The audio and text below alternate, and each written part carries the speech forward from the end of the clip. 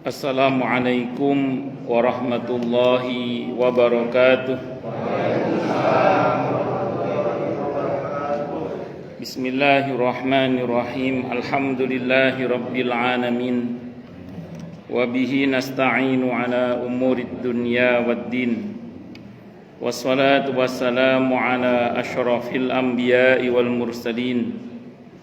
Sayyidina wa habibina wa syafi'ina wa qurrati a'yunina wa maulana Muhammadin wa ala alihi wa ashabihi wa dzurriyyatihi ajma'in, amma ba'du.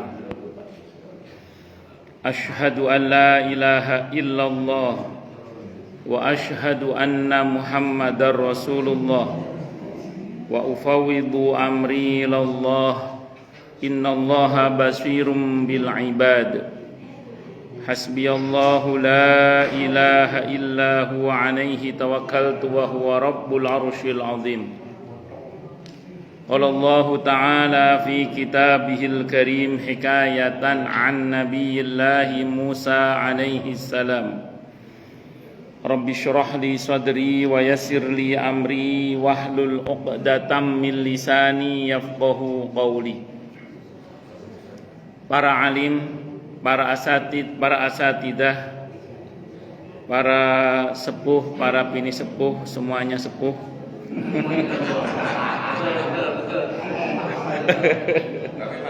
Masih ampuh. Betul.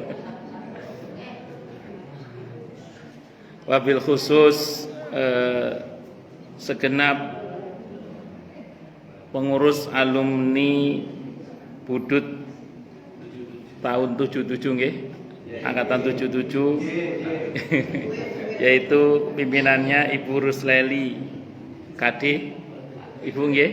Nah, semoga beliau beserta jajarannya dan anggotanya selalu dalam naungan rahmat, barokah, perlindungan serta bimbingan Allah Subhanahu wa taala. Amin Allahumma amin insyaallah. Dan wabil khusus sahibul bait yaitu Bapak Billy Iqbal Alamsyah, betul nggih? Nah, kita doakan semoga beliau beserta keluarga besarnya juga semoga selalu dalam naungan rahmat, barokah, perlindungan serta bimbingan Allah Subhanahu wa taala. Amin Allahumma amin insyaallah. Yang utama tentu mari kita haturkan puja dan puji syukur kita ke hadirat Allah Subhanahu wa taala dengan berucap alhamdulillahi rabbil alamin. Mudah-mudahan dengan hamdalah ini nikmat dari Allah untuk kita ditambah. Karena Allah telah berjanji dalam Al-Qur'an di surah Ibrahim ayat 7, A'udzubillahi samii'il 'aliim minasyaitonir rajim. Wa idh adzana rabbukum la in syakartum la azidannakum wa la in kafartum inna adzabi lasyadid. Jadi kalau kita bersyukur sungguh nikmat dari Allah untuk kita ditambah. Dan kalau kita kufur kita diingatkan oleh Allah akan siksa yang sangat pedih. Ini janji Allah, dan janji Allah dalam Al-Qur'an itu la raiba fi, tidak ada keraguan di dalamnya. Di antara penjelasan la raiba fih adalah siapapun yang mengamalkan isi Al-Qur'an dengan keimanan dan keyakinan, maka Allah akan tunjukkan kebenaran Al-Qur'an itu kepadanya hingga tiada lagi keraguan dalam hatinya. Salawat dan salam semoga tercurah limpahkan untuk junjungan kita Nabi besar Muhammad sallallahu alaihi wasallam. Semoga kita semua diakui sebagai umat beliau. Amin Allahumma amin insyaallah. Saya wasiatkan terutama untuk diri saya sendiri dan panjenengan semua agar kita semua terus berusaha meningkatkan ketakwaan kita kepada Allah Subhanahu wa taala. Karena dengan takwa itulah kita bisa memperoleh derajat yang sangat tinggi dengan sesungguhnya di sisi Allah Subhanahu wa taala. Hal ini didasarkan kepada firman Allah Subhanahu wa taala dalam Al-Qur'an di surah Al-Hujurat ayat 13. A'udzu billahi samii'il 'aliim minasyaitonir rajim. Ya ayyuhan nasu inna khalaqnakum min dzakarin wa untha waj'alnakum syu'uban wa qabaila lita'arafu. Inna akramakum indallahi atqakum al-ayah. Wahai manusia, sesungguhnya kami telah menciptakan kalian dari seorang laki-laki dan seorang perempuan, berkembang menjadi bersuku-suku dan berbangsa-bangsa agar kalian saling mengenal. Sesungguhnya yang paling mulia di antara kalian di sisi Allah adalah yang paling bertakwa. Allah juga berjanji akan memberikan bonus bagi siapapun yang sungguh-sungguh bertakwa kepada Allah, berupa solusi atau jalan keluar dari setiap masalah yang dia hadapi. Dan Allah juga berjanji akan memberinya rizki dari arah yang dia tidak duga sebelumnya. Hal ini didasarkan kepada firman Allah Subhanahu wa taala dalam Al-Qur'an di surah At-Talaq ayat 2 dan 3. A'udzu billahi samii'il 'aliim minasyaitonir rajim. Wa may yattaqillaha yaj'al lahu makhraja wa yarzuqhu min haitsu la yahtasib. Dan barang siapa orang yang bertakwa kepada Allah, maka Allah akan berikan dia jalan keluar dan rezeki yang tak terduga. Di ayat tempatnya Allah berfirman, wa may yattaqillaha yaj'al lahu min amrihi yusra. Siapa yang bertakwa kepada Allah, maka Allah akan jadikan urusannya mudah. Semoga kita semua minal muttaqina, bahkan lil muttaqina imama. Amin. Allahumma amin insyaallah. Bapak Ibu sekalian, hafizani wa hafizakumullah. Allahumma inna nas'aluka ilman nafi'a wa rizqan thayyiba wa amalan mutaqabbala wa fatahallahu alaina futuhal arifin. Allahumma inna na'udzubika min ilmin la yanfa' wa amalin la yurfa' wa qalbin la yakhsha' wa du'a'i la yusma'. Allahumma ati anfusana taqwaha wa zakkiha anta khairu man zakkaha anta waliyuha wa maulaha. Amin. Allahumma amin insyaallah. Bapak Ibu sekalian, hafizani wa hafizakumullah.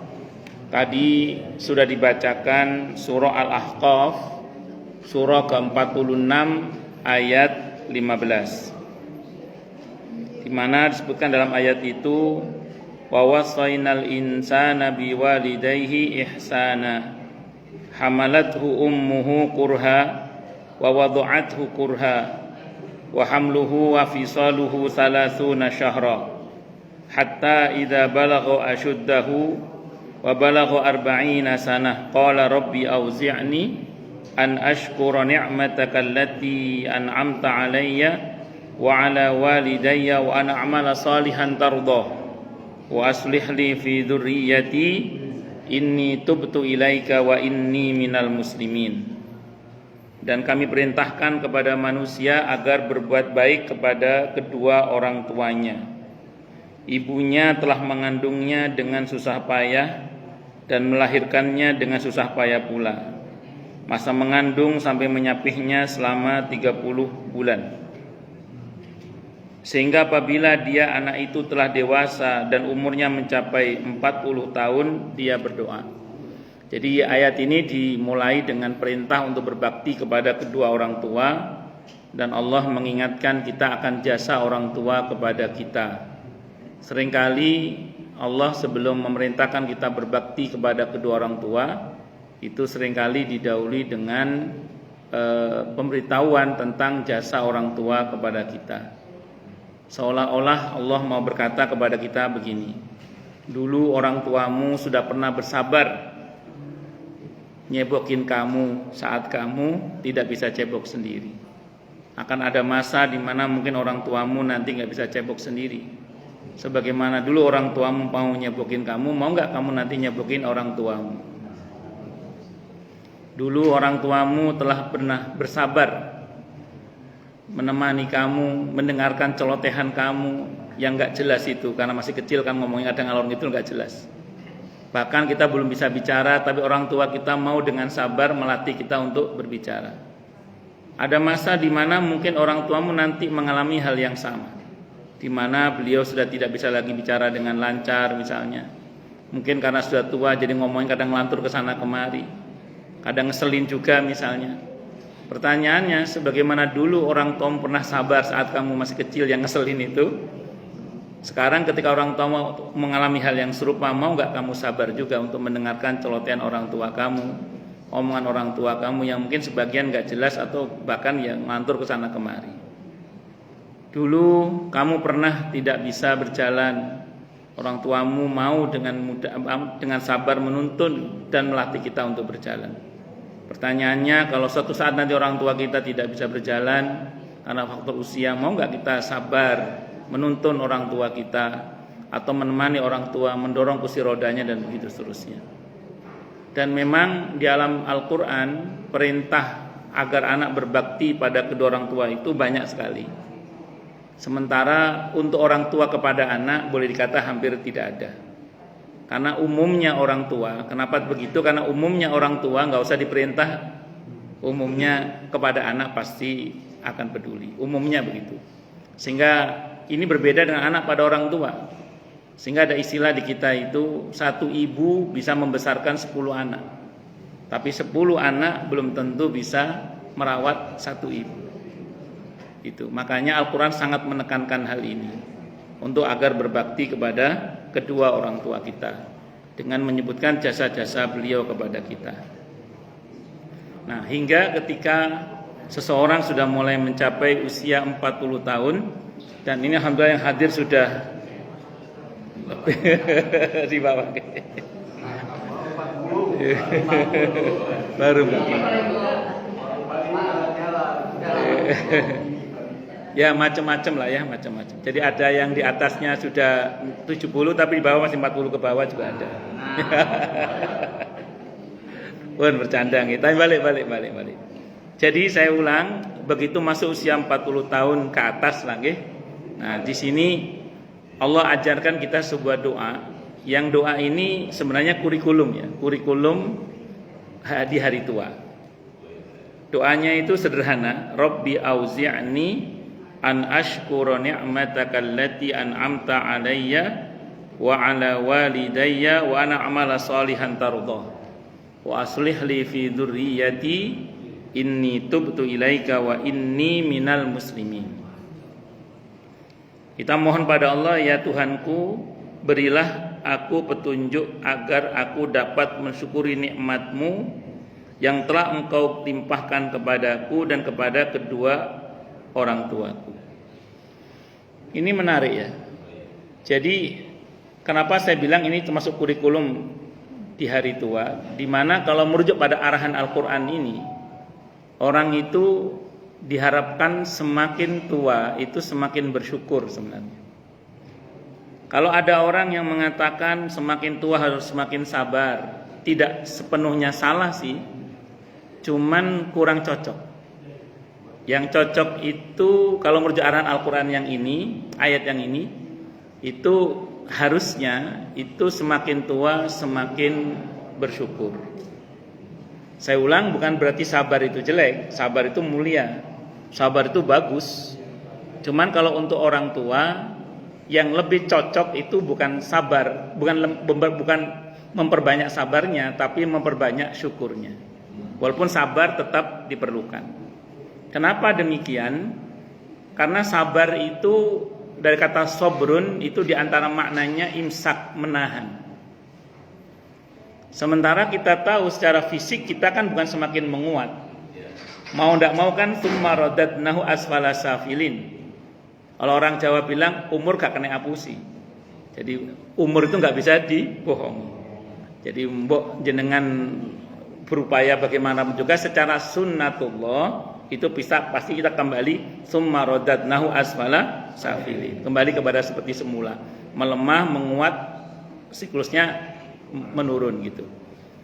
Sementara kalau kita imbangi dengan sabar yang banyak, berarti banyak nahannya. Itu kurang cocok itu. Beda dengan syukur. Kalau syukur itu plong, los. Jadi kalau syukur itu plong, los, enteng gitu loh kalau syukur itu. Nggih, nrimo ing pandung dan macam-macam. Kalau ini contoh sederhana ya, ini contoh sederhana.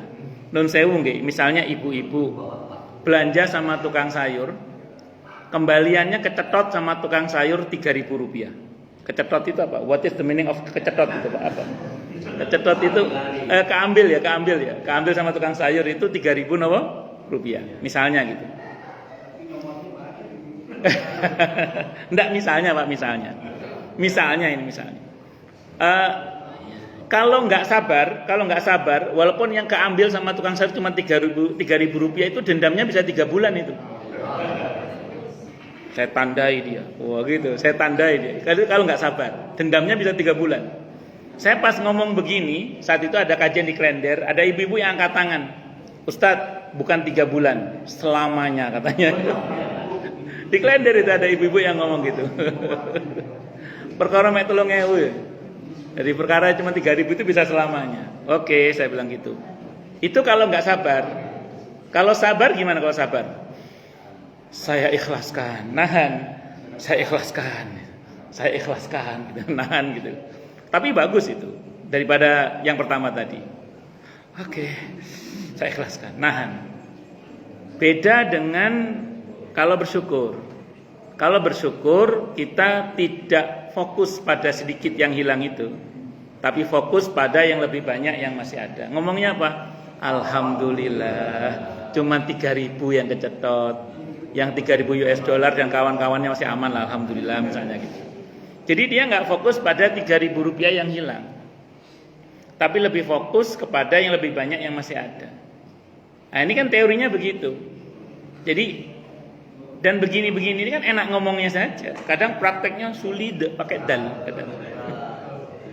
Ya kan ini teorinya kan gampang ya. Ngomong karena cuma ngomong gitu aja kan enak ngomongnya itu. Kadang prakteknya tadi sulit pakai dal itu. Saking sulitnya itu pakai kalau aku bro lagi sulit. Allahu Akbar. Nah, makanya kita butuh pertolongan Allah supaya hati kita ini terbimbing. Semakin tua semakin bersyukur. Kalau cuma ngomong aja enak, kalau cuma ngomong aja. Tapi tadi prakteknya sulit pakai dal itu.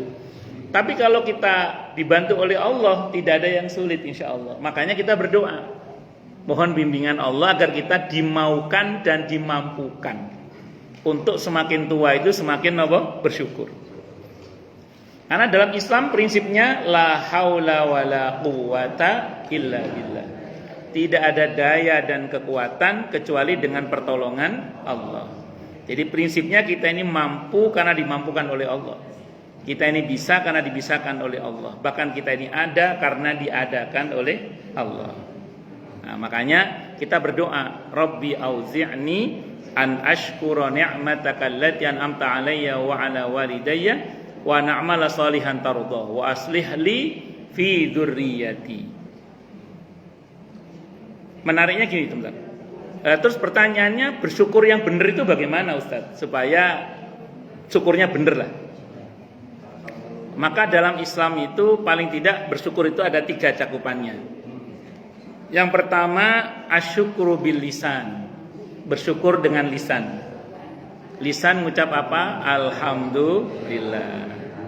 Nah ini saya kira semua paham lah kalau yang ini. Tapi yang kedua tidak cukup hanya dengan lisan, tapi asyukru bil jinan. Bersyukur dengan hati.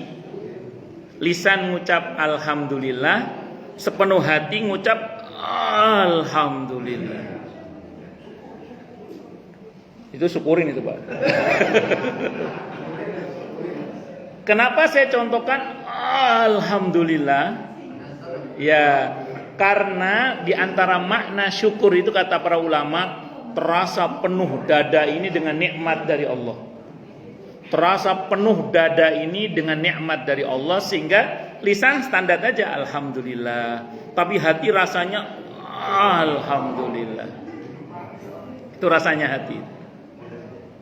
Dan tidak cukup hanya dengan hati dan lisan, tapi harus asyukru bil arkan. Bersyukur dengan bahasa tindakan. Tadi yang Bapak Billy ketika saya baru datang, beliau belum apa-apa udah ngeluarin hadis khairun nas anfa'uhum linnas. Wah, itu belum apa, saya belum ceramah sudah beliau dahului dengan hadis itu. Ini konteksnya syukur betul Pak itu. Bagaimana kita semakin tua itu membuktikan syukur itu dalam kehidupan sehari-hari dengan cara nun sewu nggih, semakin kita tua semakin bermanfaat kalau bisa. Dan saya ulang, itu tidak akan bisa kalau tidak dibisakan oleh Allah. Makanya harus berdoa, Rabbi auzi'ni an ashkura ni'mataka allati an'amta 'alayya wa 'ala walidayya dan seterusnya itu. Usaha, iya harus usaha juga. Termasuk keliling-keliling nyopir Pak nggih. Nah, yang senengane keliling-keliling beliau nih, nyopir-nyopir kemana-mana. Tamasya, jalan-jalan ke gunung-gunung atau goes Pak nggih, goes juga. Makanya Masya Allah udah seusia gini beliau masih, dan yang lain juga masih banyak yang sehat Masya Allah. Luar biasa lah ini. Apalagi beliau nih nggak kelihatan umur, masih kelihatan masih muda sekali Bapak.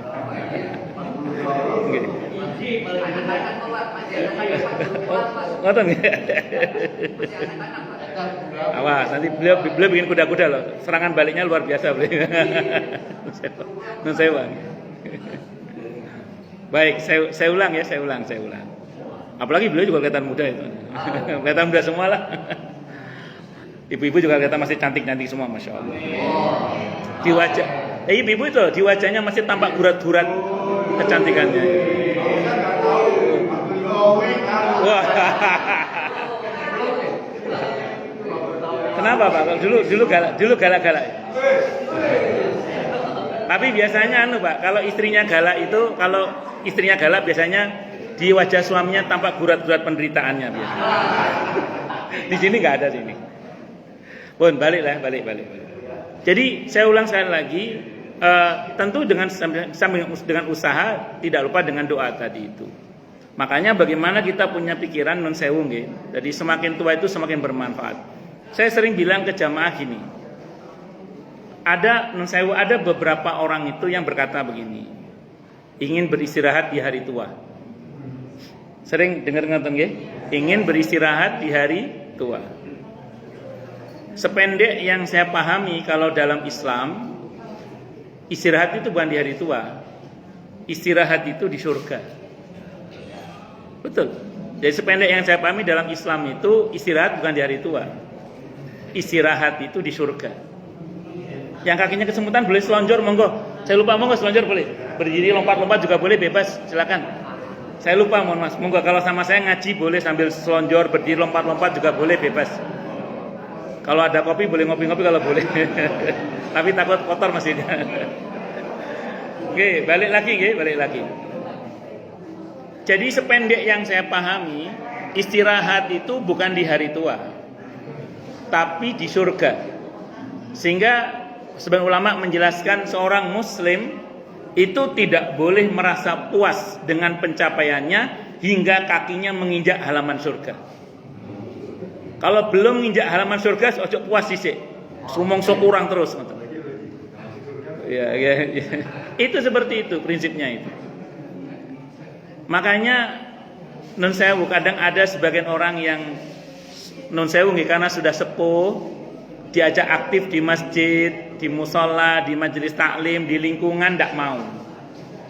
Alasannya apa? Saya sudah tua, saya mau istirahat gitu. Jadi kadang karena sudah sepuh, diajak aktif di masjid, di musola, di majelis taklim tidak mau. Alasannya apa? Sudah tua saya mau istirahat. Itu maaf ya, saya sering nyeletuk gini. Itu mau mati kok malah istirahat gimana? Maaf ya nun sewu nggih. Itu saya nyeletuk gitu. Itu mau mati kok malah istirahat gimana ceritanya itu? Justru nun sewu, kalau kita sadar bahwa kita semakin dekat dengan kematian, itu harusnya kita semakin sadar untuk lebih bermanfaat.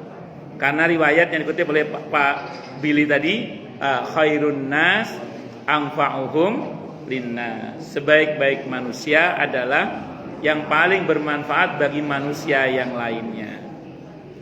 Makanya dirubah nggih, kalau ada di antara kita yang punya cita-cita istirahat di hari tua, dihapus si istirahat di surga. Kenapa begitu? Karena dunia ini bukan tempat istirahat. Di dalam Islam, dunia ini tempat kita berjuang. Ya, kalau bahasa Al-Qur'annya di surah Tabarak atau Al-Mulk ayat 2 itu, alladzi khalaqal mauta wal hayata liyabluwakum ayyukum ahsanu amala wa huwal azizul ghafur. Allah yang menciptakan hidup dan mati dengan segala pernak-perniknya untuk menguji kalian siapa yang paling bagus amal perbuatannya. Sehingga dikatakan dunia ini darul fitan, tempat di mana penghuninya diuji oleh Allah Subhanahu wa taala, tempat di mana penghuninya itu disuruh berjuang gitu loh. Jadi dunia ini medan juang. Kesalahan kita adalah ingin beristirahat di medan juang, itu kesalahan kita. Jadi kesalahan kita adalah ingin beristirahat di medan juang, itu kesalahan kita. Makanya saya ulang, dunia bukan tempat istirahat. Emang gak boleh istirahat Ustaz? Kan katanya dalam Islam kalau kita capek suruh istirahat, mata punya hak, perut punya hak, badan punya hak. Kalau capek istirahat, oh iya betul. Dalam Islam kita memang harus beristirahat. Tapi karena ini medan juang, istirahat itu secukupnya, bukan sepuasnya. Itu catatannya itu. Jadi istirahat itu apa? Secukupnya, bukan apa? Sepuasnya. Itu rumus itu. Makanya kalau kita paham ini, maka kita tidak akan pernah puas. Kita akan terus berusaha untuk menjadi lebih baik lagi dengan tetap mensyukuri apa yang Allah berikan kepada kita tadi itu. Allahu Akbar. Makanya saya ulang sekali lagi, dalam hal ini adalah ketika kita beristirahat silahkan, tapi ingat tadi rumusnya, kalau mau istirahat itu secukupnya, bukan apa tadi, sepuasnya. Itu seperti itu. Itu rumusnya nggih. Allahu Akbar. Nah, itu diantaranya. Makanya saya ulang sekali lagi, monggo kita semua mensyukuri nikmat yang Allah berikan pada kita dengan lisan kita, dengan hati kita, termasuk dengan perbuatan kita. Nah, saya pernah ditanya oleh ibu-ibu yang sampun sepuh saat itu, beliau bilang, Ustaz dari tadi bicara manfaat. Saya dengan apa bisa bermanfaat Ustaz? Dia bilang gitu. Saya ini ilmu nggak banyak, duit juga nggak banyak, tenaga udah tua Ustaz, dia bilang. Dengan apa saya bisa bermanfaat? Dia bilang gitu. Saya bilang, ibu bisa berdoa, bisa. Ya udah bermanfaat dengan doa itu. Artinya ada orang sedang membangun masjid, tidak bisa nyumbang duit, paling nggak doakan. Semoga Allah berikan kemudahan. Ada anak menuntut ilmu, kita doakan semoga Allah berkahi dan manfaatkan dan bermanfaat ilmunya misalnya. Ada orang berjuang, kita doakan semoga perjuangannya berhasil misalnya. Itu kita aktif mendoakan orang lain dalam kebaikan, insya Allah membuat kita mendapatkan kebaikan yang sama dengan orang yang kita tolong dengan doa itu. Karena Allah berfirman dalam Al-Quran di surah An-Nisa ayat 85, may yashfa' syafa'atan hasanatan yakul lahu nasibum minha. Siapa yang memberikan pertolongan yang baik, maka dia akan dapat pahala yang sama dengan pertolongan tersebut, orang yang ditolong tersebut. Nah, ini diantaranya. Pun Rabbi auzi'ni an ashkura ni'mataka allati an'amta 'alayya wa 'ala walidayya wa na'mala salihan tarda. Selanjutnya ada doa, ya Allah bimbinglah kami untuk bisa beramal soleh yang engkau ridhoi. Nah, karena biasanya nun sewu nggih, orang itu semakin tua, kemauan ada, kemampuan tidak ada biasanya. Nah, itu. Nah, jadi orang kalau semakin tua itu kadang kemauan ada, kemampuan tidak ada. Melalui doa ini kita berharap pada Allah agar kita tidak hanya diberi kemauan tapi juga kemampuan untuk beramal soleh yang Allah ridhoi dengan ikhlas. Sehingga kemudian semakin kesini diharapkan kita semakin tidak hanya diberi kemauan tadi, tapi juga kemampuan untuk beribadah dan beramal soleh, memperbaiki hubungan kita dengan Allah maupun dengan sesama yang Allah ridhoi. Itu harapannya begitu. Karena tadi saya ulang, banyak orang yang hanya punya kemauan tapi tidak punya kemampuan. Harapan kita tidak hanya punya kemauan, tapi juga Allah anugerahi kita kemampuan. Itu wa an a'mala sholihan tarudha. Selanjutnya wa aslih li fi dzurriyyati. Ya Allah, perbaikilah untukku keturunan-keturunanku. Non sewu, orang kalau masuk usia tua biasanya diantara kekhawatirannya tentang anak-anak. Di dalam Islam, kekhawatiran itu tidak boleh dilarutkan hanya sebagai kekhawatiran, karena nanti bisa berujung kepada suudzon, buruk sangka kepada Allah. maka kekhawatiran itu harus segera disusul dengan harapan. Karena yang akan menetralisir kekhawatiran itu adalah harapan baik itu. Ada sebuah hadis riwayat At-Tirmidzi, kata beliau hadisnya hasan gharib, dikutip riwayatnya oleh Imam Al-Qurtubi dalam kitab At-Tadhkirah. Nabi bersabda, "Au kama qal, tidaklah bergabung dalam hati seorang hamba yang beriman dalam keadaan yang menegangkan seperti ini rasa harap dan rasa takut kepada Allah, kecuali Allah akan berikan kepadanya apa yang dia harapkan dan Allah akan selamatkan dia dari apa yang dia takutkan." Maka di antara penetralisir kekhawatiran adalah harapan. Semakin menguat ketakutan harus semakin menguat harapan. Lumrahnya, biasanya, umumnya gitu, orang kalau sudah sepuh, udah mulai masuk usia tua, biasanya di antara yang dikhawatirkan adalah tentang anak-anaknya. Dengan aneka kekhawatiran yang beragam, yang berbeda-beda. Maka semua kekhawatiran itu tidak boleh dibiarkan larut hanya sebagai kekhawatiran. Karena tidak menutup kemungkinan akan menjelma menjadi suudzon, buruk sangka kepada Allah, dan itu buruk bagi kita.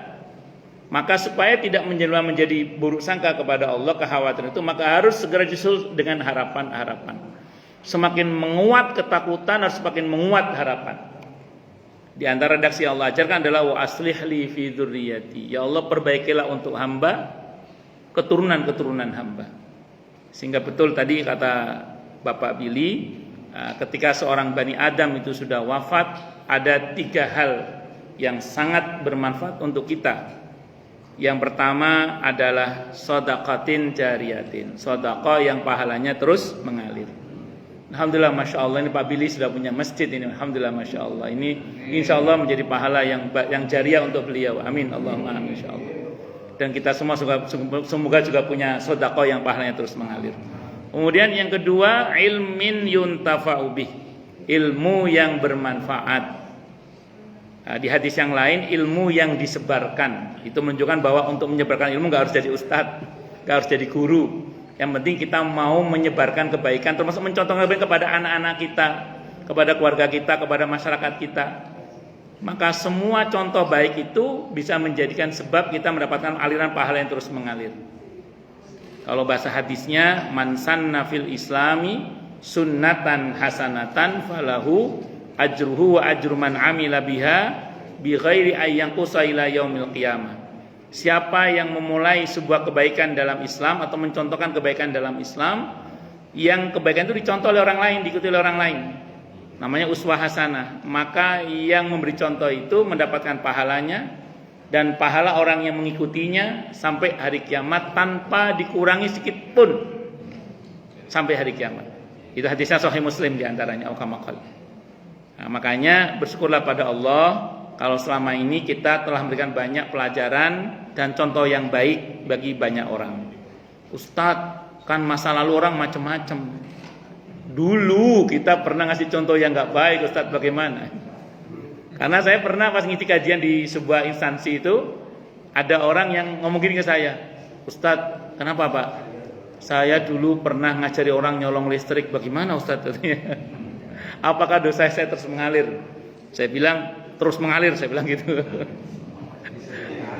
Ya, terus saya bilang, beliau nanya lagi, terus gimana dong caranya Ustaz supaya aliran dosa saya itu diputus oleh Allah?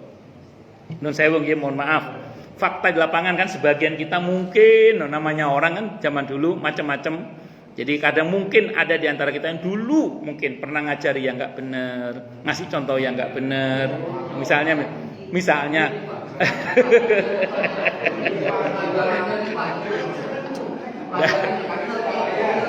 Nggak usah angkat tangan, nanti kelihatan belangnya. Oh, lanjut.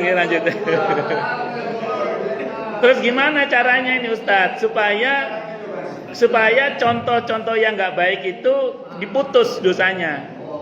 Maka saya jawab dengan taubat, Pak. Saya bilang dengan taubat. Kalau taubat, insya Allah aliran dosa itu diputus oleh Allah. Pas saya ngomong gitu, beliau ngomong gini, masa Ustadz, sampean manggil saya Ustadz, bilang masa, saya bilang gitu. Ada dalilnya Pak, saya bilang gitu.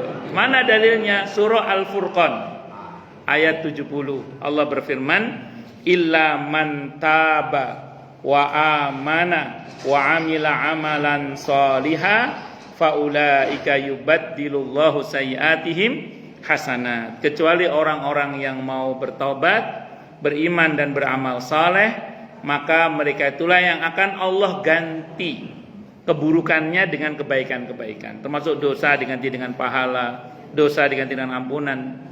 Termasuk aliran dosa itu diputus insyaallah oleh Allah Subhanahu wa taala. Terus saya bilang sama beliau ini, taruhlah misalnya Pak, saya bilang itu. Taruhlah misalnya dosa Bapak tidak diputus oleh Allah karena Bapak kurang sungguh-sungguh dalam bertobat. Misalnya gitu ya. Taruhlah misalnya karena kita kurang serius dalam bertobat sehingga aliran dosa itu tidak diputus misalnya. Maka ada yang kedua, Pak. Apa itu, Ustaz?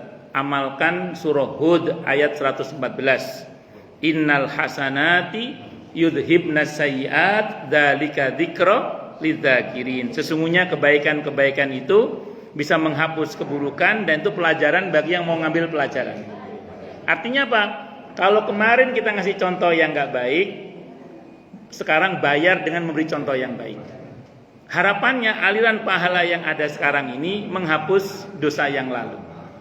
Semakin banyak kebaikan yang kita contohkan, yang kita ajarkan, diharapkan semakin banyak dosa-dosa yang mengalir itu dihapus oleh Allah. Itu kalau misalnya tobatnya, misalnya dia kurang sungguh-sungguh. Tapi kalau sungguh-sungguh sudah jaminan mutu itu. Al-Furqan ayat 70 itu. Nah, maka solusinya ya dua itu aja lah. Paling enggak dua itu. Di samping bertobat, kalau kemarin kita telah memberikan keteladanan yang tidak baik, sekarang kita berikan keteladanan yang baik. Itu rumusnya itu. Baik. Terus katakan tadi wa waladin sholihin yad'ula, dan anak soleh yang mau mendoakannya.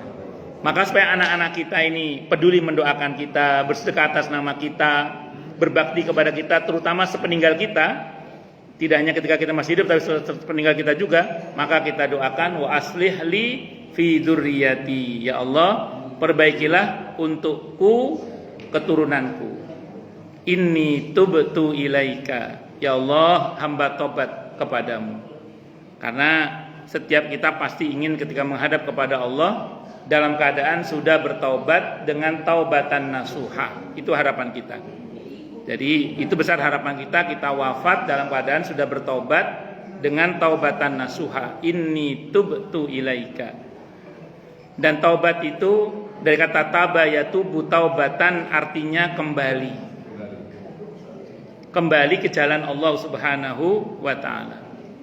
Taubat itu kalau hubungannya dengan Allah, kata Imam Nawawi paling tidak itu harus pertama ada al-iqla. Iqla itu apa?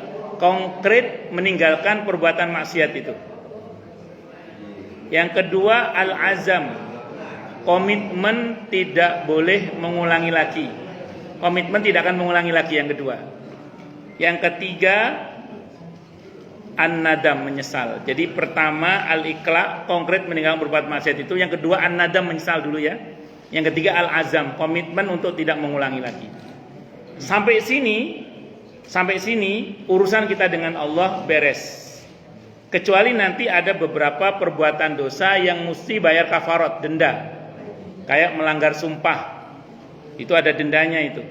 Jadi tidak cukup hanya tobat tapi harus ada dendanya. Termasuk beberapa kesalahan yang lain seperti di bulan Ramadan, kalau ada yang ya puasa misalnya, itu kalau nggak bisa puasa karena sakit atau unsur usia sehingga tidak bisa mengganti dari yang lain, maka tidak cukup hanya sekedar beristighfar tapi harus bayar fidyah misalnya itu. Dan beberapa hal yang lain lah. Nah, terus kemudian itu kalau hubungannya dengan Allah selesai, monggo. Tapi kalau hubungannya dengan sesama, gak cukup dengan 3 itu. Maka harus ditambah lagi dengan apa? Dengan istihlal, minta maaf. Jadi kalau ada kesalahan pada sesama, tidak cukup yang 3 tadi, tapi harus ada istihlal, minta maaf. Dan dalam meminta maaf itu kita tidak wajib menyebutkan kesalahan kita apa. Yang penting minta maaf saja. Karena kata para ulama, kalau kita menyebutkan, takutnya orang itu tadinya nggak tahu, jadi tahu akhirnya malah sakit hati. Ya, jadi nggak usah sebutkan, minta maaf gitu aja sudah. Minta maaf gitu aja. Kita yang dimintai maaf, tidak usah kepo. Salah apa? Takutnya nanti kalau kita kepo masuk dalam ayat wala tas'alu an asya'at intub dalakum tasukum. Jangan kamu bertanya tentang sesuatu yang kalau dijelaskan kepadamu malah buruk bagimu, jangan sampai begitu. Ayo nggak usah kepo udah. Kalau dia minta maaf kita maafin aja gitu. Kalau orangnya nggak ada bagaimana Ustadz? Kita mau minta maaf nih, orangnya udah meninggal atau keluarganya udah ngajar gimana rimbanya, gimana? Maka kata Imam Al-Qurtubi dalam kitab At-Tadhkirah, beliau mengatakan mintakan ampun kepada Allah untuknya. Mintakan ampun kepada Allah untuknya bersangkutan. Itu kata Imam Al-Qurtubi. Nah, terus kemudian berikutnya kalau ada hak yang diambil harus dikembalikan. Hadis dari Abi Dawud, wa addi kulladzi haqqin haqqahu. Kembalikan kepada yang berhak haknya itu. Jadi kembalikan kepada yang berhak haknya itu kalau ada mengambil hak. Tidak cukup hanya minta maaf. Pertanyaan berikutnya, bagaimana kalau seandainya orang itu sudah nggak ada, nggak jelas di mana rimbanya? Bibi kantin misalnya makan kerupuk 5 bayar 3, bisa. Misalnya. Misal, belum lagi jambu tetangga misalnya gitu. Atau dulu di waktu sekolah mungkin pinjam barangnya punya teman tidak dikembalikan atau ngutang belum dibayar. Sementara orangnya udah nggak jelas di mana rimbanya. Ahli warisnya pun juga sudah tidak ketahui di mana. Gimana kalau begini? Maka jawabannya sederhana. Di samping mintakan ampun kepada Allah untuk yang bersangkutan, kata para ulama, sedekah atas nama dia. Jadi kalau betul-betul nggak ketemu ya, sedekah atas nama dia. Ini bukan apa-apa, supaya kita ini menghadap kepada Allah dalam keadaan kita sudah tidak ada masalah tanggungan kepada sesama. Kata Imam Al-Qurtubi, kalau itu kita lakukan, kita akan diampuni oleh Allah tanpa khilaf di antara para ulama. Kata beliau begitu. Tidak ada khilaf di antara para ulama. Jadi mintakan ampun untuk yang bersangkutan, sedekah atas nama dia. Cuman kalau ketemu sama keluarganya tetap wajib bayar. Kalau nggak ketemu ya sudah. Itu seperti itu. Nah, dengan ini, nggih. Oh, nggih. Nggih. Oh, nggih. 3 menit lagi ya. Ya. Karena sudah di jam saya jami 3 menit lagi. Oke, 3 menit lagi. Oke, enggak apa-apa. Yang di belakang perlu dengar ada? Perlu dengar? Oh, kedengeran. Oh, alhamdulillah. Oke, Bu. Baik. Baik, saya ulang ya. Jadi saya ulang sedekah atas nama yang bersangkutan. Baru kalau begitu, insya Allah dan semoga kita menghadap kepada Allah dalam keadaan betul-betul sudah diampuni oleh Allah Subhanahu wa taala. Inni tubtu ilaika wa inni minal muslimin. Dan sesungguhnya hamba termasuk orang-orang yang berserah diri. Artinya setiap kita, tentu muslimin ya, itu berharap wafat dalam keadaan membawa iman dan Islam. Makanya kita tidak boleh meremehkan doa ya muqallibal qulub tsabbit qalbi ala dinik. Kita tidak boleh meremehkan doa Rabbana la tuzigh qulubana ba'da idh hadaitana wa hab lana min ladunka rahmah innaka antal wahhab. Dan prinsipnya ini prinsipnya ya, setiap orang itu umumnya mata ala ma'asya. Umumnya orang itu mati menurut kebiasaannya. Maka kalau kita insya Allah dalam kebiasaan yang baik, yang Allah ridhoi insya Allah lah. Dan semoga kita wafat dalam kebaikan yang Allah ridhoi. Amin. Tapi hati-hati kalau punya kebiasaan buruk yang tidak dihentikan, ngerinya mati dalam keadaan berbuat yang tidak baik itu. Nah, di antara kiat supaya kita meninggal dalam keadaan husnul khotimah, sedang dalam kebaikan yang Allah ridhoi itu gampang. Libatkan diri kita dalam perjuangan di jalan Allah. Libatkan diri kita dalam perjuangan di jalan Allah. Entah jadi pengurus masjid, pengurus musholla, pengurus majelis taklim, penggiat-penggiat dakwah, atau donaturnya, atau menjadi penggiat-penggiat kebaikan di tengah-tengah masyarakat. Sehingga harapannya ketika kita wafat dalam keadaan masih terstatuskan sebagai pengurus masjid, pengurus musholla, pengurus majelis taklim, penggiat-penggiat dakwah, atau aktivis sosial yang mendatangkan kebaikan bagi banyak orang yang Allah ridhoi. Itu itu bagian dari cara kita supaya meninggal dalam keadaan husnul khotimah. Karena meninggal dalam keadaan masih terkait dengan kebaikan yang kita lakukan. Makanya kalau bisa jadi pengurus masjid seumur hidup kalau bisa. Kalau bisa jadi donaturnya seumur hidup sama kita. Sehingga wafat itu terstatuskan sebagai orang. Makanya kalau kata Imam Al-Qurtubi, beliau mengutip pernyataan sebagian para ulama yang mengatakan kebanyakan syuhada umat ini matinya di atas ranjangnya. Ya, kenapa? Karena tadi dia wafat di atas ranjangnya mungkin, tapi terstatuskan sebagai orang yang terlibat menjadi pengurus musala, pengurus majelis taklim, masjid, atau penggiat-penggiat kebaikan yang lainnya. Saya kira ini yang bisa saya sampaikan. Semoga bermanfaat. Ada pertanyaan? Tidak ada. Baik, kalau tidak ada, Nggih, monggo, nggih, monggo, nggih, nggih. Nggih. Termasuk dalam haji. Dahar 5. Iya. Itu yang saya contohnya, Pak. Makan kerupuk 5 bayar 3. Nggih. Nggih. Nggih. Saya mau mempersilakan, silakan kalau mau bertanya. Nggih. Monggo. Oke, silakan mau bertanya enggak? Coba yang di belakang itu maju semua masuk ke dalam.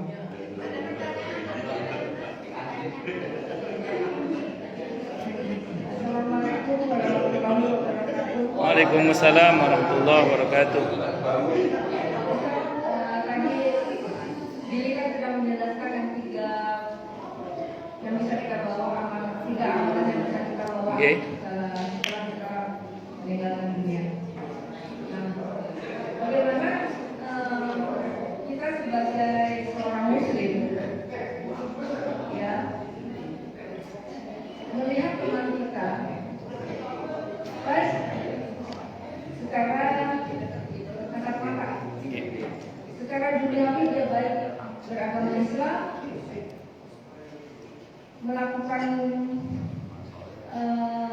semua pekerjaan yang baik, tetapi dia tidak pernah mengamalkan kebaikannya itu hanya untuk dirinya sendiri. Misalnya dia sholat ya sendiri, dia ngaji pintar, udah sampai kakaknya udah berburu lagi ya, tapi hanya untuk dirinya sendiri, sehingga dia tidak pernah mengajak orang lain, mengajak anak-anaknya, dan sendiri. Jadi anak-anak tidak ikut ujian di rumahnya juga dia sama apa gitu. Jadi dia tetap menjalankan semua Islamnya sendiri. Ini bagaimana kita sebagai temannya atau saudaranya itu memberitahu bagaimana hukumnya. Secara prinsip kepada orang seperti itu kita harus kasihan ya. Karena kasihan, karena dia hanya membangun hubungan baik dengan Tuhannya tapi tidak dengan sesamanya.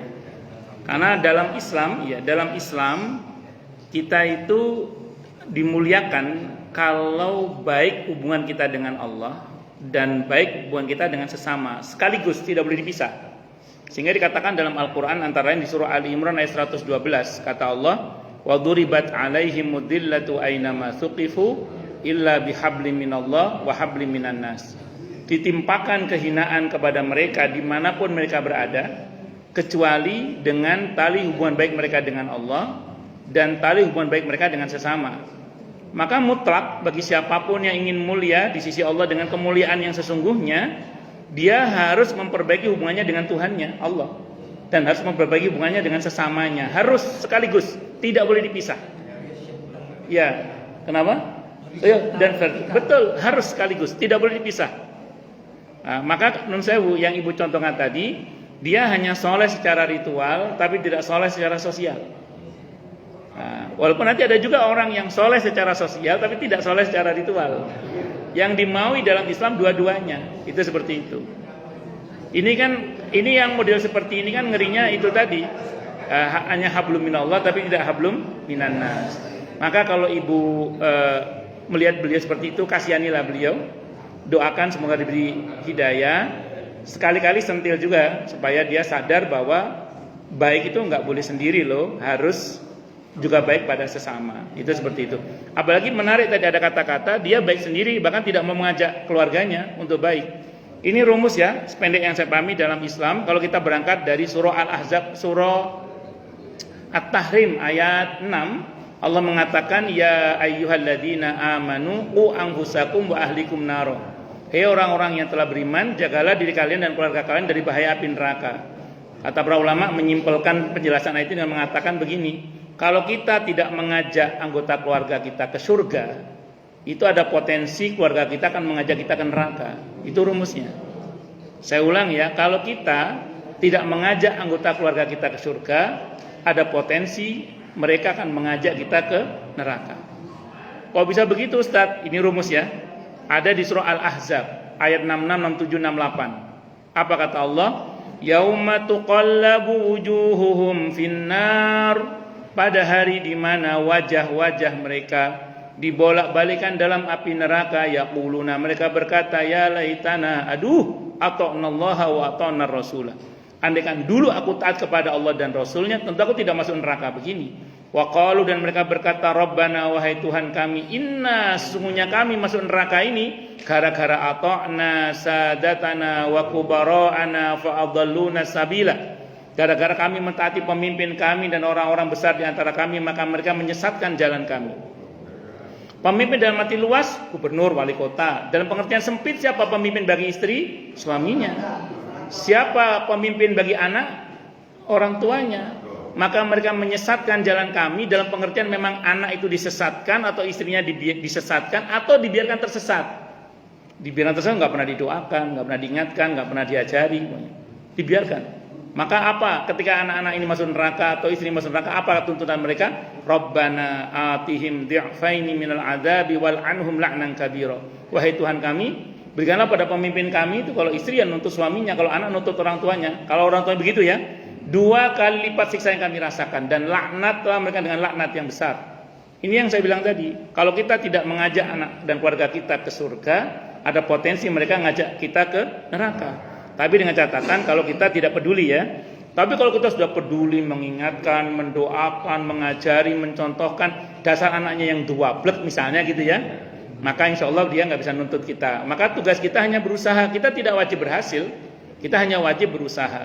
Makanya Nabi Nuh alaihissalam itu tidak Allah tuntut, karena beliau sudah berusaha ketika istrinya mendurhakai beliau, mengkhianati dakwah beliau, putranya Kan'an juga memilih untuk kafir misalnya. Nabi Nuh tidak Allah murkai. Kenapa? Karena beliau sudah berusaha. Itu seperti itu. Sudah tahu istrinya Nabi Nuh siapa? Bunuh namanya ya. Iya. Istri Nabi Nuh Bunuh. Nah, terus kemudian Nabi Lot juga demikian. Makanya tugas kita hanya berusaha, Bu. Nah, beliau tadi yang Ibu bilang kalau tidak pernah berusaha mengajak keluarganya untuk menjadi baik, konsekuensinya bisa kena di Al-Ahzab ayat 66, 67, 68 tadi itu. Wallahu a'lam bishawab. Ngoten nggih? Nggih. Iya. Yang lain silakan monggo. Nggih, monggo. Waalaikumsalam warahmatullahi wabarakatuh. Nggih, Bu. Nggih. Nggih. Ternyata suaminya meninggal, tapi tidak meninggal tidak ada warisnya. Nah, si A mungkin dia mendengar kenapa baru sadar, dia ingin membayar, dan juga mungkin dia baru punya duit, bayarnya kemana? Bagus. Seseorang yang meninggal kalau tidak punya ahli waris itu saya naik ke atas dulu ya. Orang tua nggak ada. Oke, ke samping pasangan ada. Oke, saudara kandung ada. Oke, anak juga nggak ada. Keponakan ada. Keponakan laki-laki dari saudara laki-laki itu ahli waris. Kalau tidak ada lagi. Kedua, keponakan laki-laki dari saudara laki-laki itu ahli waris ya. Ya. Kalau keponakan juga tidak ada, nanti ada sepupu, ada paman, itu ahli waris dari jalur dawil arham. Nah, jadi berikan kepada mereka, kumpulkan paman-pamannya atau kumpulkan sepupunya yang bisa dikumpulkan, berikan ke mereka sudah. Ya, itu kalau nggak ada juga, taruhlah dia sebatang kara. Dulu anak dibuang di kardus misalnya, mohon maaf nih, sehingga dia nggak sebatang kara, betul-betul berikan untuk kemaslahatan kaum muslimin, ke masjid, ke musola, atas nama beliau sedekahnya. Nah, itu boleh begitu. Tapi kalau masih ada kerabatnya, namanya dawil arham, kayak sepupu, kayak paman, nah itu ya itu atau keponakan-keponakan selain dari saudara. Tapi kalau ada keponakan laki-laki dan saudara laki-laki itu ahli waris itu. Itu ahli waris. Keponakan laki-laki dan saudara laki-laki. Kalau yang lain dawil arham itu mendapat bagian itu. Wallahu a'lam bishawab. Silakan, mungkin satu lagi. Oke, monggo. Monggo.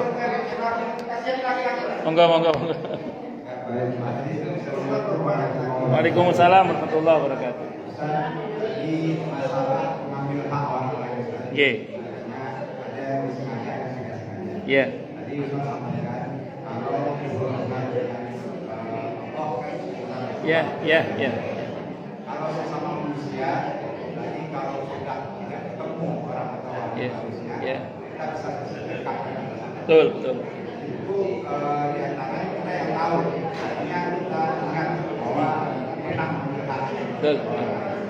Kan tidak dalam perjalanan hidup kita ini kan ada yang tidak kita ingat, dia tahu tidak sengaja. Solusinya cuma usaha. Bagus. Baik. Waalaikumsalam warahmatullahi wabarakatuh. Berkaitan dengan mengambil hak orang lain yang kita tidak sadar atau tidak ketahui, bagaimana? Pertama, bersyukurlah kepada Allah, ada ayat yang berbunyi Rabbana la tu'akhidna in nasina aw akhtana. Ayat ini menjamin untuk hal-hal yang kita tidak sengaja atau terlupa, enggak usah khawatir. Sudah Allah ampuni. Itu dulu. Taruhlah kita ada kekhawatiran. Ini maksudnya hakul adami Ustaz, misalnya gitu ya. Oke, kalau kita ada kekhawatiran. Yang kedua, saya sering sarankan ke jamaah, termasuk untuk saya sendiri, kalau setiap kali kita sedekah, itu dalam hati kita niatnya ini, ya Allah, pada sebagian sedekah hamba ini, semoga pahalanya untuk orang-orang yang kepada mereka hamba punya kewajiban untuk mengembalikan hak. Dan itu tidak harus setiap kali kita sedekah, bisa kita jamak niatnya. Kita misalnya Bapak kan lagi ingat mau ngaji, dan sekarang Bapak niat dalam hati, sudahlah ya Allah, pokoknya pada sebagian sedekah hamba, semoga pahalanya untuk orang-orang yang kepada mereka hamba ada kewajiban mengembalikan hak. Karena hamba tidak tahu ya Allah. Makanya dalam istighfarnya Nabi diantaranya belum minta ampun kepada Allah, walaupun dia tidak punya dosa ya, tapi ini ajaran untuk kita sebenarnya terkait dengan dosa yang kita ketahui maupun yang kita tidak ketahui, yang semuanya diketahui oleh Allah Subhanahu wa taala. Saya kira gitu. Baik. Monggo Bu Ketua. Gurus. Waalaikumsalam warahmatullahi wabarakatuh, Bu.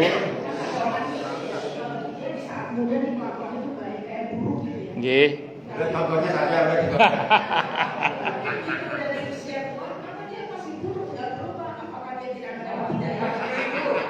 Baik. Nggih, baik. Sampun? Nggih. Baik. Memang ada rumus gini, Bu. Orang yang masa lalunya buruk belum tentu masa depannya baik. Bercanda nggih. Baik. Makanya para ulama berkata begini, Bu. Sependek yang saya pahami, sebagian para ulama kita berkata begini, berkait ayat ini.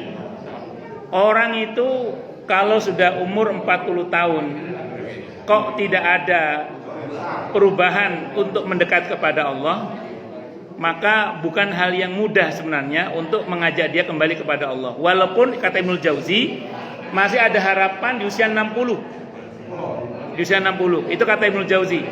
Jadi usia 40 itu harusnya sudah merapat kepada Allah, ada perubahan harusnya sudah.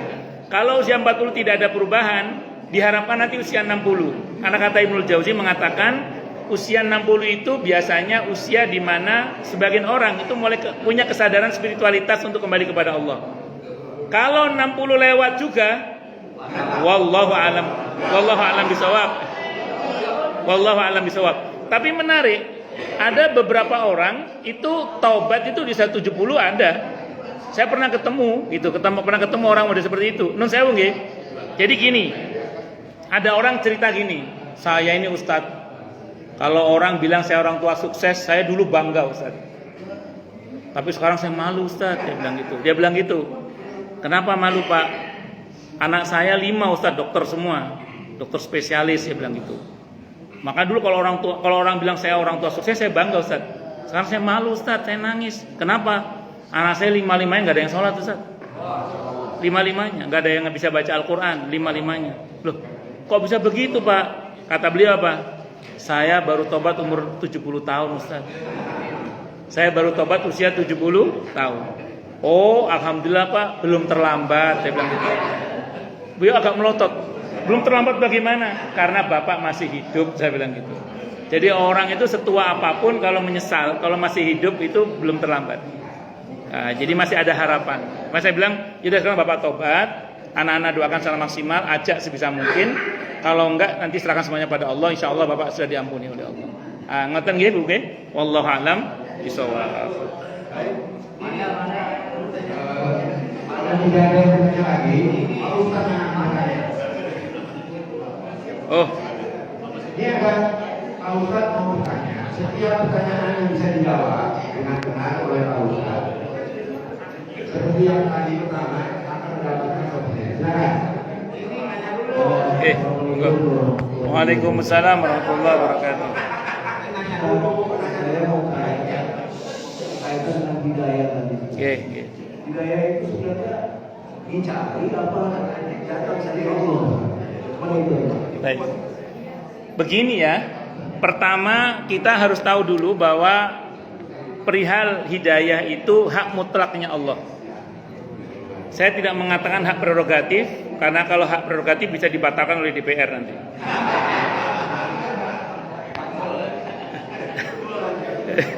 Ini hak mutlaknya Allah. Nah, namun gini Pak, ini rumus ya. Perihal takdir itu kita harus melihat dari dua sisi. Pertama, sisi Allahnya kepada kita. Yang kedua, sisi kitanya kepada Allah. Ini untuk memudahkan contoh ya, soal rizki misalnya. Seorang muslim itu harus yakin bahwa rizkinya sudah ditakar dan tidak akan tertukar. Itu rumus itu. Maka kata Hasan Al-Basri rahimahullah, saya nggak pernah khawatir soal rizki saya, karena apa yang menjadi hak saya tidak akan diambil oleh orang lain, dan apa yang menjadi pekerjaan saya tidak akan dikerjakan oleh orang lain. Makanya beliau tenang. Makanya orang itu kalau percaya betul dengan takdir Allah, hidupnya tenang. Itu pertama, dari sisi Allahnya kepada kita. Tapi tidak cukup di situ yang Nabi ajarkan. Kita harus melihat sisi kitanya kepada Allah.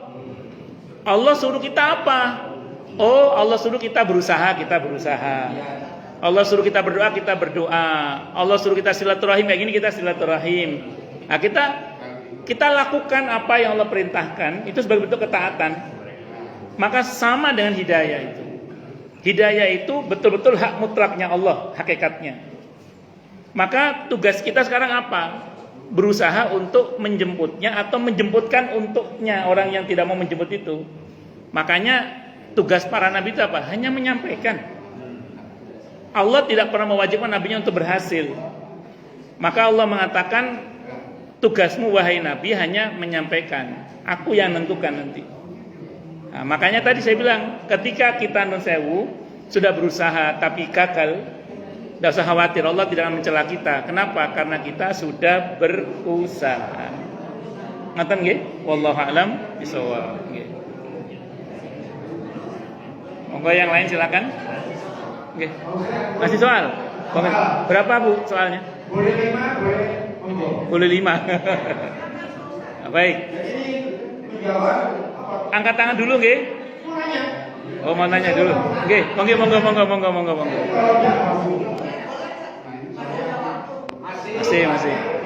Masih. Waalaikumsalam warahmatullahi wabarakatuh.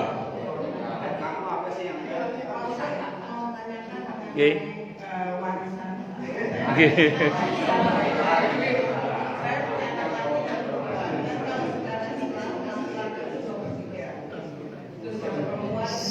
Sebentar.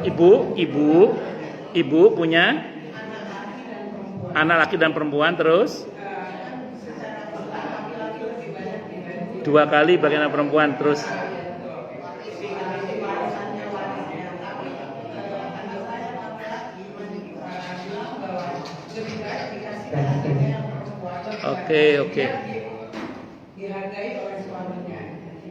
Oke.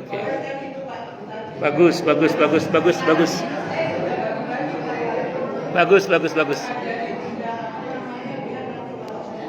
Nggih.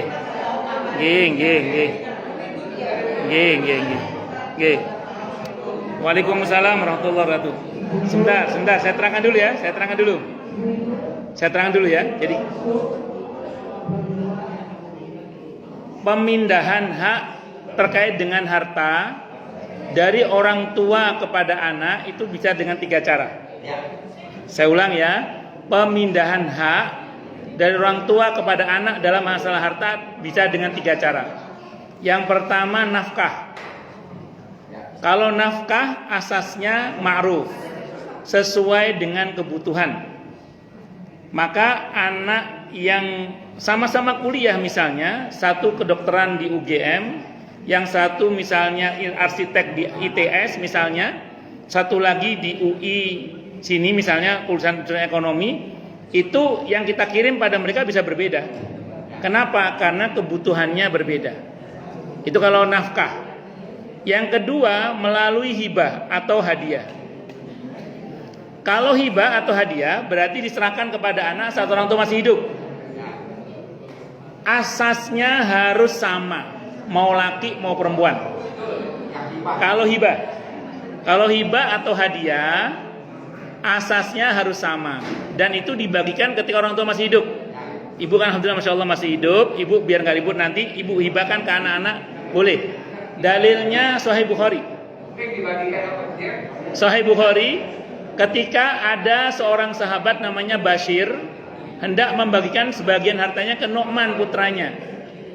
Istrinya protes, "Mas, anakmu kan banyak, kenapa yang dikasih cuma Nu'man?"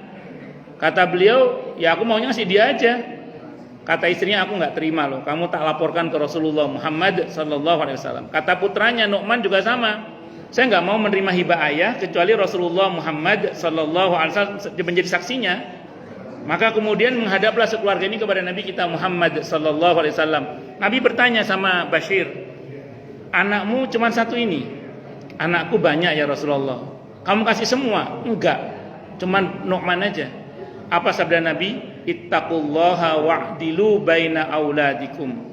Bertakwalah kalian kepada Allah dan berlaku adillah, samalah terhadap anak-anak kalian.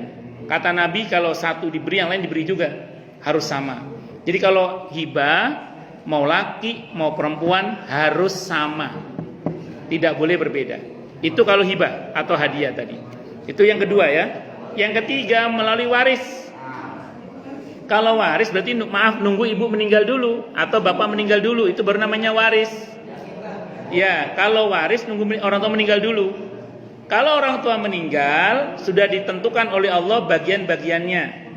Naik ke atas dulu orang tua masih ada apa tidak. Kalau orang tua tidak ada, suami ada apa tidak. Kalau suami sudah tidak ada, karena ada anak laki-laki selesai di anak-anak, karena sisanya anak-anak ada itu. Dengan pembagian, karena ibu punya anak laki-laki aman, saudara ibu nggak dapat, karena ada anak laki-laki.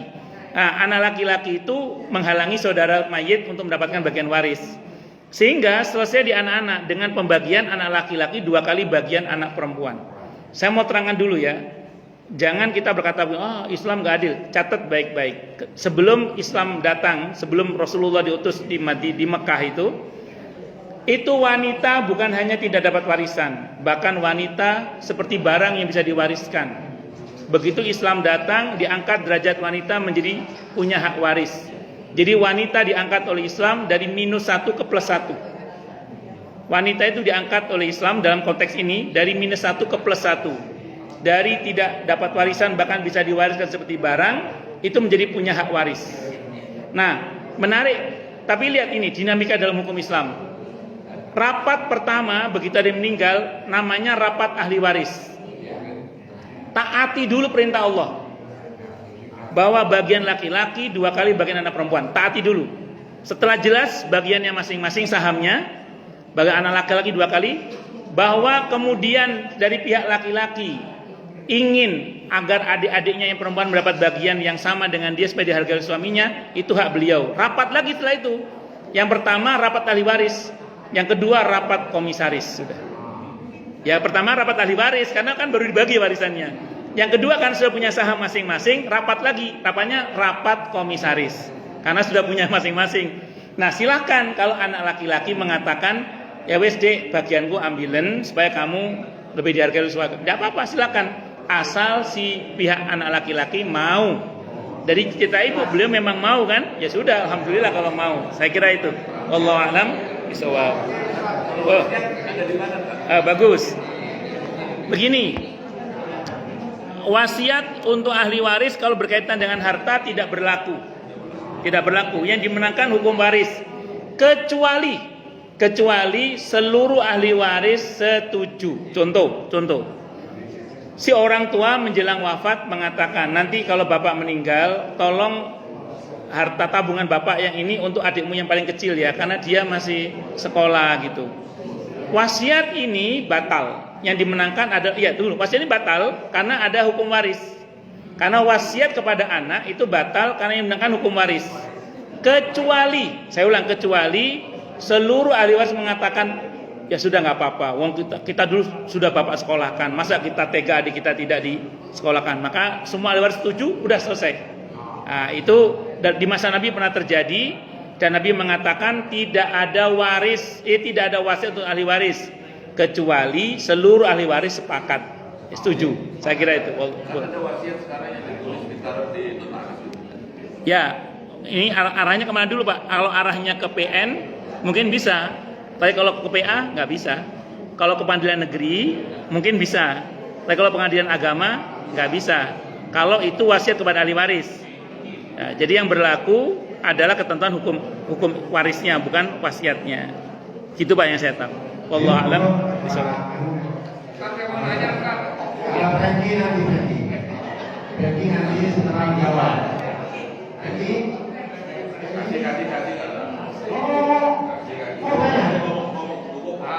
Oke. Waalaikumsalam warahmatullahi wabarakatuh. Nggih, monggo. Nggih, Pak.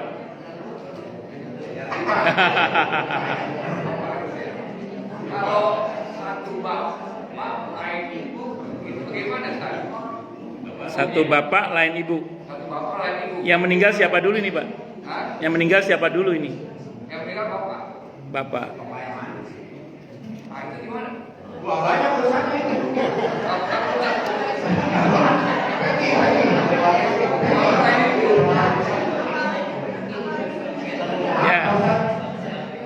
Ya. Jadi gini. Intinya gini. Kalau ada seorang suami, dia punya beberapa istri. Mau dari anak istri pertama, istri kedua, nggak ngaruh, semua anak dia semua kan. Sehingga kalau bapaknya wafat, pembagiannya masih sama. Mau dari istri pertama, istri kedua, ketiga sama, yaitu bagian anak laki-laki 2 kali bagian anak perempuan. Itu aja sih Pak. Itu kalau dalam waris ada istilah saudara kandung, saudara seayah, saudara seibu. Itu kalau si mayit anaknya perempuan semua, dia otomatis kan saudara si mayit dapat bagian waris. Nah itu kadang saudara itu ada yang saudara kandung, ada yang saudara seayah, ada saudara seibu. Nanti ada pembahasan sendiri itu Pak, ada pembahasan sendiri. Tapi kalau anaknya ada laki-laki, saudara nggak dapat Pak. Nah, jadi kalau istilah saya ulang ya, ada seorang suami punya 2 atau 3 atau 4 istri, masing-masing anaknya itu bagiannya sama, yaitu anak laki-laki 2 kali bagian anak perempuan, karena semua anaknya si mayit gitu ya. Ya saya kira itu Pak, nggih. Wallahu a'lam. Pertanyaan ya, Cik.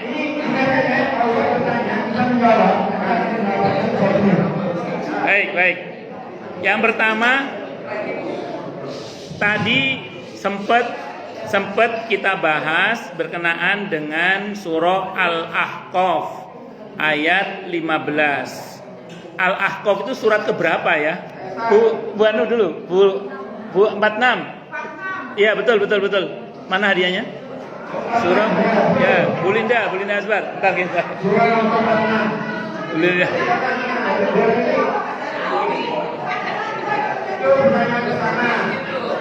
Ya, Bu Linda hadiahnya. Ya, Bu Linda bisa jawab. Bu Linda dapat hadiah.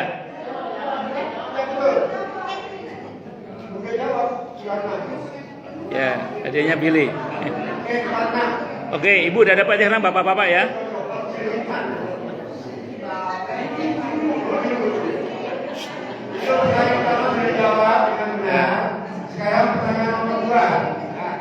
Tadi kan ada ayat di mana anak atau istri menuntut pemimpinnya, kalau istri nuntut suaminya, anak nuntut orang tuanya. Gara-gara dulu di dunia tidak diarahkan ke surga, mereka akan masuk neraka, terus mereka protes kan, dalam tanda kutip nuntut orang tuanya untuk diajak bareng masuk neraka. Itu tadi di surah Al-Ahzab ayat berapa ya?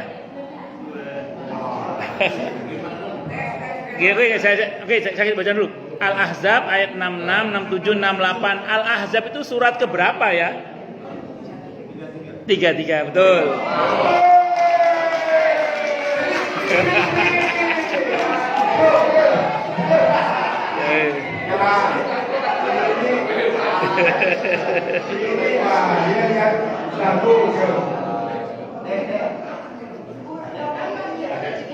Sekarang ibu lagi. Sekarang ibu lagi ya.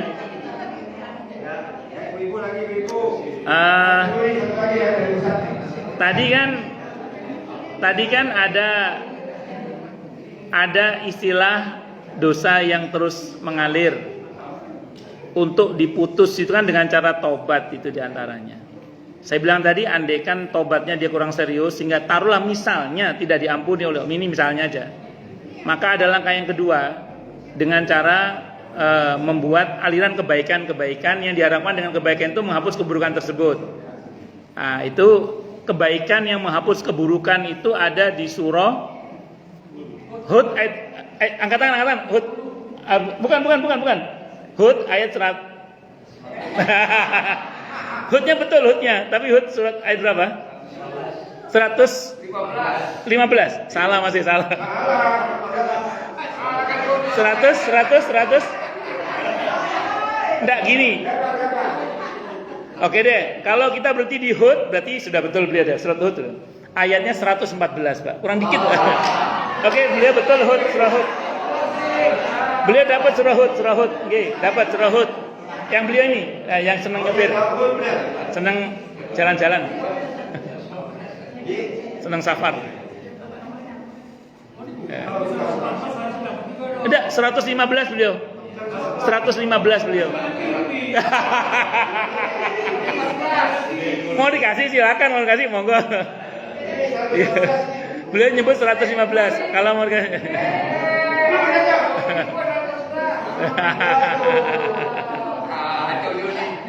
Kalau mau dikasih monggo silakan, kata Bapak ini kan selisih dikit.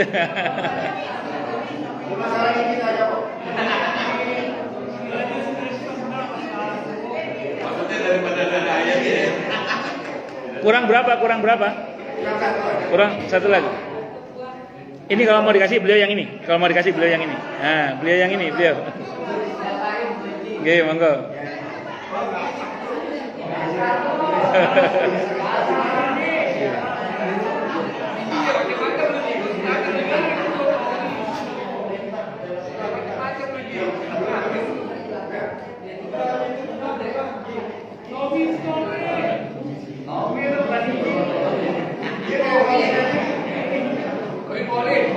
Tinggal satu. Baik, udah satu lagi ya. Pemindahan hak dari orang tua kepada anak itu terkait dengan harta ada 3 cara tadi, nafkah, hadiah atau hibah ya, yang kedua ya, yang ketiga waris. Nah, tadi dasar untuk hibah itu hadisnya riwayat siapa? Ayo, hadisnya siapa tadi? Kan hibah tadi harus sama asasnya. Bukan. Hadisnya riwayat siapa? Bukhari. Hadisnya Bukhari. Oke, Bukhari betul.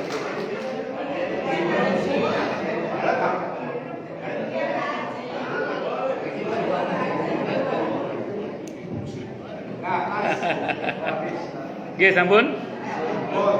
Baik. Kiranya ini bisa saya sampaikan. Ini langsung apa doa dulu ya? Doa dulu ya. Asyhadu an la ilaha illallah wa asyhadu anna Muhammadar Rasulullah. Ada sahabat Nabi namanya Habib. Beliau mengatakan dalam satu riwayat yang kata Ibnu Jalal Haitami, ini hadisnya rawinya thiqah. Sikoh itu soheh lah kalau bahasa kita. Illa Ibnu Luhai'ah, kata beliau adalah hasanul hadis. Jadi sebenarnya ini hadisnya hasan. Nabi bersabda, "Kamakal majtama'a qaumun muslimuna yad'u ba'duhum wa yu'minu ba'duhum ila stajaballahu du'ahum." Tidaklah berkumpul kaum yang beragama Islam, yang satu berdoa, yang lain mengaminkan, kecuali doanya akan dikabulkan oleh Allah Subhanahu wa taala. Maka kita bermunajat kepada Allah, mudah-mudahan doa kita dikabulkan oleh Allah Subhanahu wa taala. Asyhadu an la ilaha illallah wa asyhadu anna Muhammadar Rasulullah. Allahumma shalli wa sallim wa barik ala sayyidina maulana Muhammadin wa ala alihi wa ashabihi wa dzurriyyatihi ajmain walhamdulillahi rabbil alamin. Ya dzal jalali wal ikram, ya hayy ya qayyum, ya arhamar rahimin, ya wadud ya ghafar, ya mujibad da'awat. Allahumma inna nas'aluka bi annana nashhadu annaka antallah la ilaha illa anta al-ahad wa samadu alladzi lam yalid wa lam yulad wa lam yakul lahu kufuwan ahad. Allahumma ighfir lana dhunubana wa li walidina wa li masyayikhina wa li ashabil huquqil wajibati alaina. Rabbana ighfir lana wa li ikhwanina alladhina sabaquna bil iman wa la taj'al fi qulubina ghillan lil ladzina amanu rabbana innaka ra'ufur rahim. Allahumma ya Allah, ampunilah dosa-dosa kami, dosa-dosa kedua orang tua kami, dosa-dosa guru-guru kami, dosa-dosa keluarga kami, dosa-dosa muslimin, muslimat, mukminin, mukminat, baik yang masih maupun yang sudah wafat. Allahumma ya Allah, jadikanlah kami semua termasuk hamba-hambamu yang saling mencintai karena Allah, saling mencintai karenamu ya Allah, bertemu karenamu ya Allah, berpisah juga karenamu ya Allah, sehingga Engkau hadiahkan untuk kami semua naungan pada hari di mana tidak ada naungan kecuali naunganmu ya Allah. Allahumma ya Allah, jadikanlah kami semua termasuk orang-orang yang sukses dunia akhirat, selamat dunia akhirat, bahagia dunia akhirat, dan permudahlah setiap urusan kami ya Rabb fid dini wa dunya wal akhirah. Ya Allah, limpahkanlah hidayah selalu untuk kami, tingkatkanlah selalu hidayah untuk kami, dan berikanlah hidayah untuk siapapun yang melihat kami. Ya Rabbana ya Rabbana ya Rabbana ya Rabbana ya Rabbana. Rabbana atina fid dunya hasanah wa fil akhirati hasanah wa qina adzabannar. Rabbana atina min ladunka rahmatan wa hayyi lana min amrina rasyada. Rabbana la tu'akhidna in nasina aw akhtana. Rabbana wa la tahmil 'alaina isran kama hamaltahu 'alal ladzina min qablina. Rabbana wa la tuhammilna ma la taqata lana bih. Wa'fu 'anna waghfir lana warhamna anta maulana fansurna 'alal qaumil kafirin. Rabbana la tuzigh qulubana ba'da idh hadaitana wa hab lana min ladunka rahmah innaka antal wahhab. Rabbana hab lana min azwajina wa dhurriyyatina qurrata a'yun waj'alna lil muttaqina imama. Allahumma khtim lana bi khatimati sa'adah waj'alna minal ladzina lahumul husna wa ziyadah. Sallallahu ala sayyidina Muhammadin nabiyil ummah wa kashifil ghummah wa ala alihi wa ashabihi wa baraka wa sallam. Subhana rabbika rabbil izzati amma yasifun wa salamun al mursalin walhamdulillahi rabbil alamin. Subhanakallahumma bihamdika asyhadu an la ilaha illa anta astaghfiruka wa atubu ilaik. Sallallahu ala Muhammad wa ala alihi washabihi wasallam. Saya mohon maaf. Assalamualaikum warahmatullahi wabarakatuh.